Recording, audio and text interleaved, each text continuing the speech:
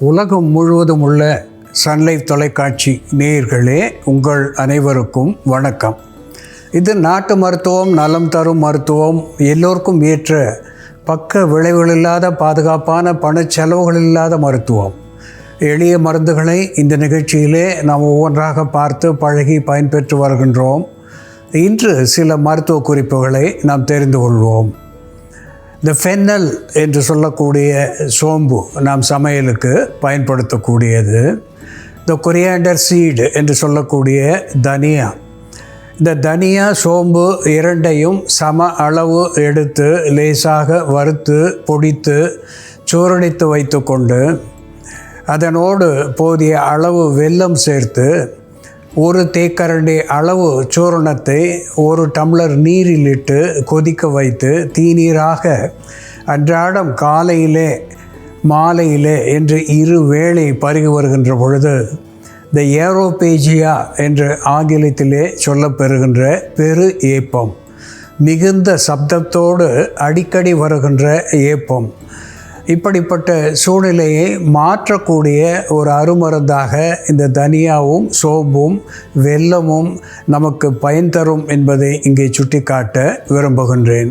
அன்பான நேயர்களே, ஒரு பங்கு சீரகத்தோடு அரை பங்கு உப்பு சேர்த்து அதை லேசாக வறுத்து பொடித்து வைத்து கொண்டு வெறுகடி அளவு காலையிலே மாலையிலே என்று இரு வேளை வாயிலிட்டு சுடுநீர் பருகுகின்ற நிலையிலே வயிற்றை பற்றிய அசீரணம், வயிற்று வலி இவையெல்லாம் விலகி போகும். இதையே குழந்தைகளுக்கு பாதி அளவுக்கு எடுத்து தீநீராக வைத்து ஒரு சங்கு அளவு புகட்டுவதனாலே குழந்தைகளுடைய அகட்டு வாயு என்று சொல்லக்கூடிய வயிற்றிலே சேருகின்ற வாயு, வயிற்று வலி, அதனாலே அழுகின்ற நிலை, பல் முளைக்கின்ற காலத்திலே ஏற்படுகின்ற அஜீரண கோளாறுகள் இவையெல்லாம் பறந்து போகும் என்பதை இங்கே சுட்டிக்காட்ட விரும்புகின்றேன்.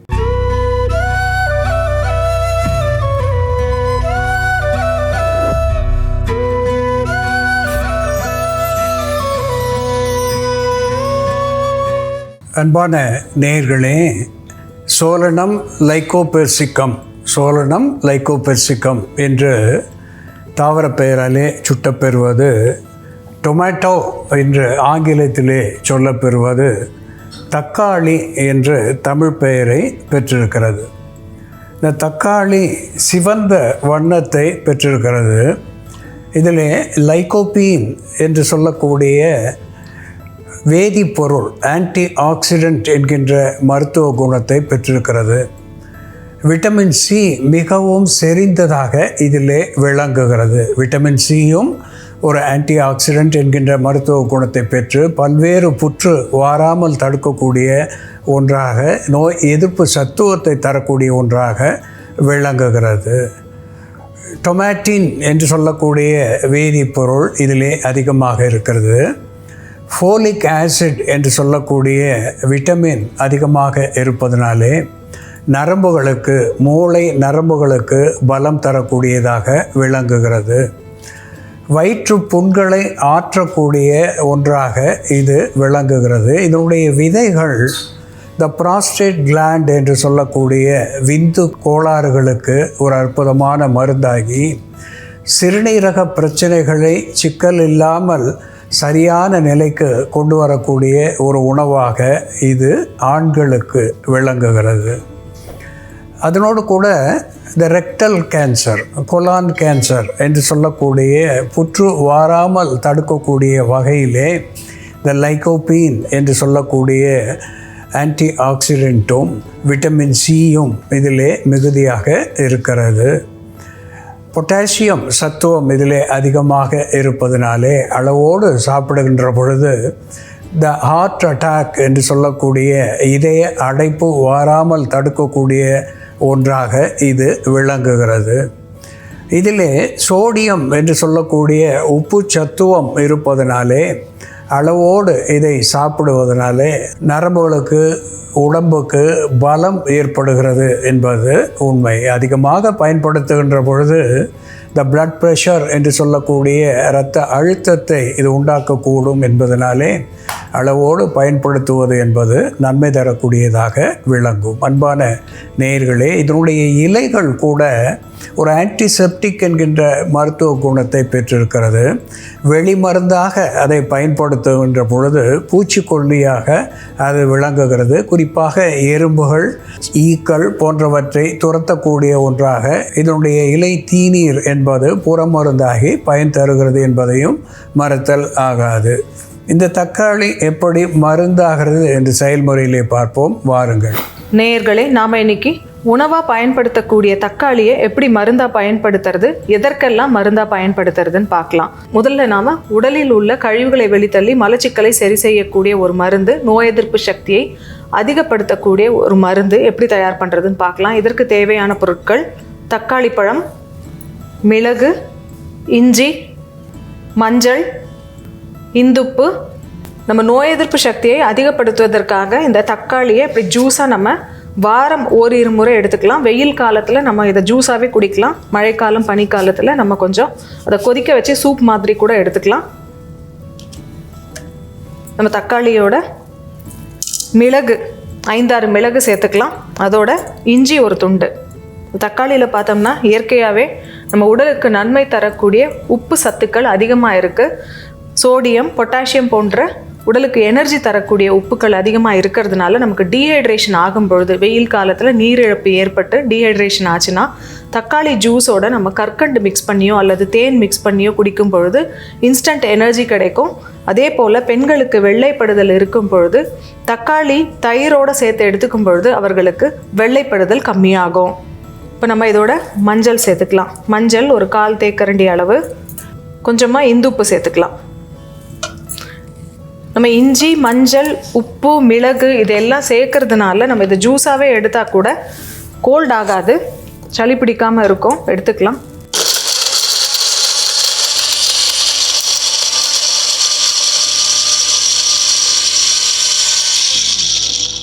இதோட தேவையான அளவு நீர் விட்டுக்கலாம்.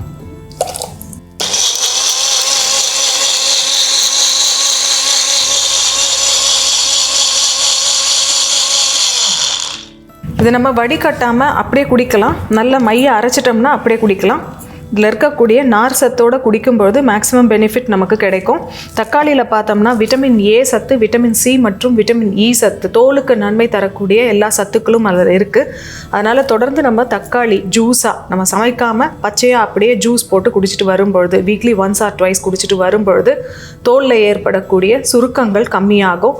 தக்காளியில் இருக்கக்கூடிய லைகோபின் மற்றும் ஜியோசாந்தின் போன்ற பொருட்கள் ஆன்டி ஆக்சிடெண்ட்டாக செயல்பட்டு புற்றுநோய் செல்களை தடுக்கக்கூடிய மருந்தாகவும் இருக்கிறதுனால பெண்களுக்கு மார்பக புற்றுநோய், ஆண்களுக்கு புராஸ்டேட் புற்றுநோய் மற்றும் கோலன் புற்றுநோய் வராமல், பெருங்குடல் புற்றுநோய் வராமல் தடுக்கக்கூடிய மருந்தாகவும் இதை நம்ம பயன்படுத்தலாம். அதே போல் முகத்தில் அதிகமாக பிம்பிள்ஸ் இருக்கக்கூடியவர்கள், முகப்பருக்கள் அடிக்கடி வரக்கூடியவர்கள் தக்காளியோட கஸ்தூரி மஞ்சள் மிக்ஸ் பண்ணிவிட்டு அதை ஃபேஸில் வாரம் ஒரு முறை அப்ளை பண்ணிட்டு வரும்பொழுது பிம்பிள்ஸ் வர்றது கம்மியாக இருக்கும். அதே போல் தோலில் தேமல் ஏற்படுவதை தடுக்கக்கூடிய ஒரு ஆன்டிஃபங்கல் ஏஜென்ட்டாகவும் இது செயல்படும்.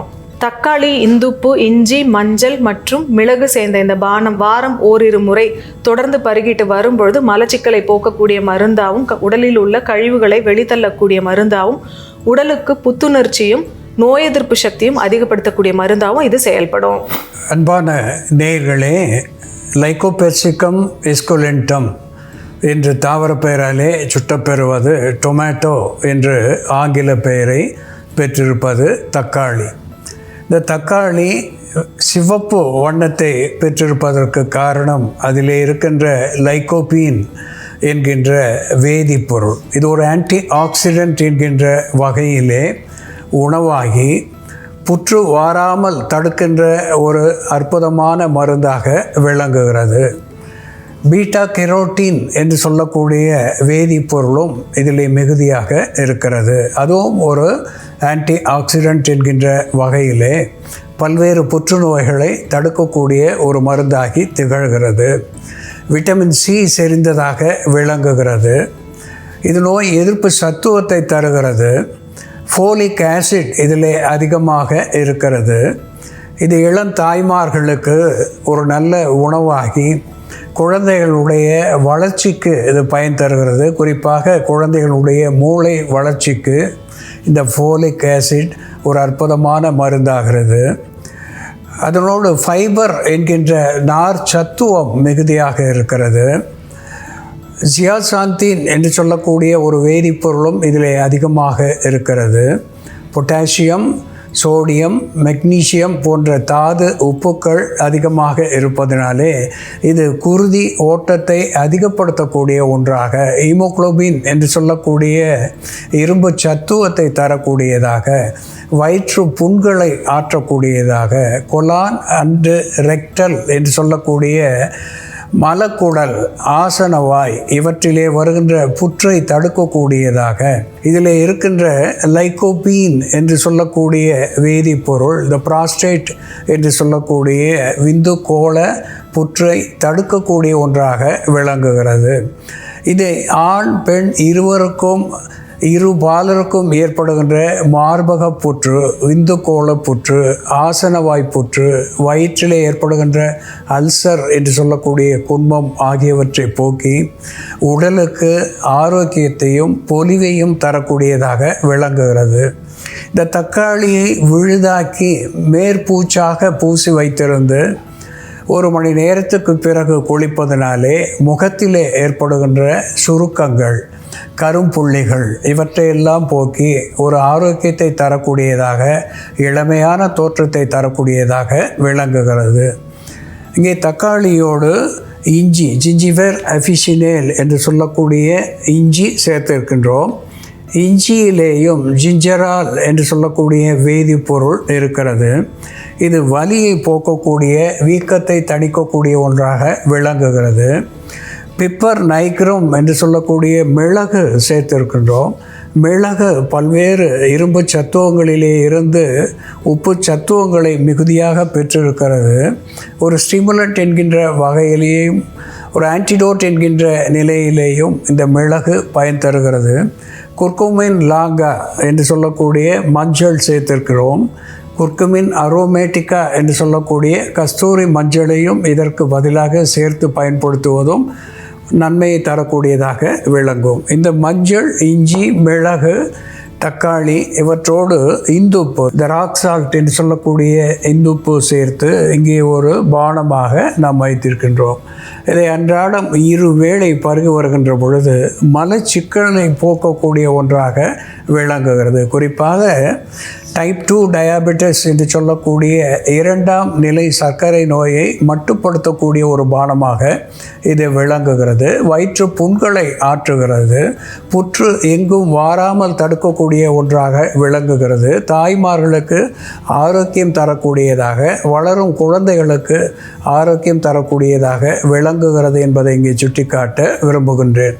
அன்பான நேயர்களே, தக்காளி எப்படி மருந்தாகிறது என்று நாம் பார்த்து தெரிந்து கொண்டோம். இது போல வேறு ஒரு மருத்துவ குறிப்போடு நாம் மீண்டும் சந்திப்போம். நன்றி, வணக்கம்.